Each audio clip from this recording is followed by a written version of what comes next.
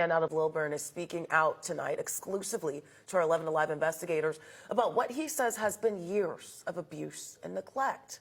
Savannah Levins has the story you'll only see right here on 11 Alive tonight.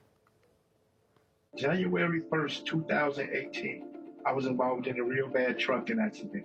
He fell asleep behind the wheel. I'm paralyzed. Brian Jones never thought he'd end up needing full-time care. The doctors told me that I would never be able to move or anything, and I just couldn't handle that. I just prayed to God, like, let me move again. I got kids. He spent 8 months in the hospital before being moved to Pruitt Health in Lilburn. I was able to bend my knees and stuff a little bit while I was in the hospital, but once I got to the nursing home, I got no physical therapy or anything.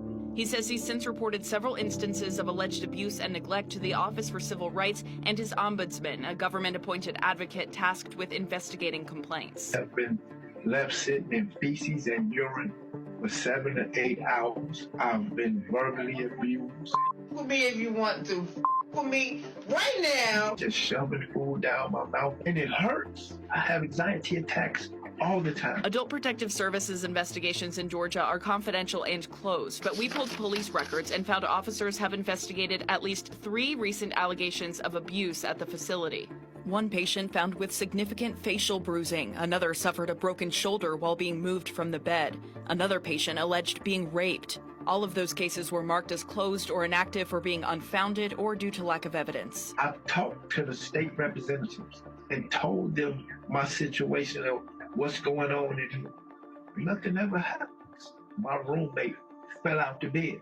It took them 2.5 hours to come down here and get this man off the floor. Medicare.gov has a nursing home rating system based on inspections, staffing, and quality. Pruitt Health Lilburn has 3 out of 5 stars. Among the noted concerns, more than 18% of long-stay residents had pressure ulcers from staying in one position too long. The national average is 8%. They're also 16% higher than the national average for short-stay residents who were re-hospitalized after being admitted to the facility. After we started making calls, Brian says he was approved to start rehabilitation. And they was amazed at how well I was doing.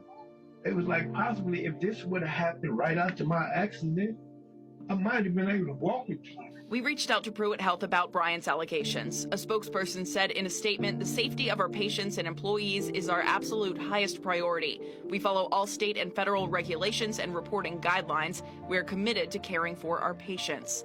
Brian says he hopes to be able to live independently, something that isn't yet financially feasible. Mentally, it's draining. I want to get out of here. But when I do get out of here, I'm still going to advocate for people who can't speak up for themselves. If you suspect elder abuse in a Georgia care facility, you can file a report online with the Department of Community Health at dch.georgia.gov or call 1-800-878-6442, and you can remain anonymous.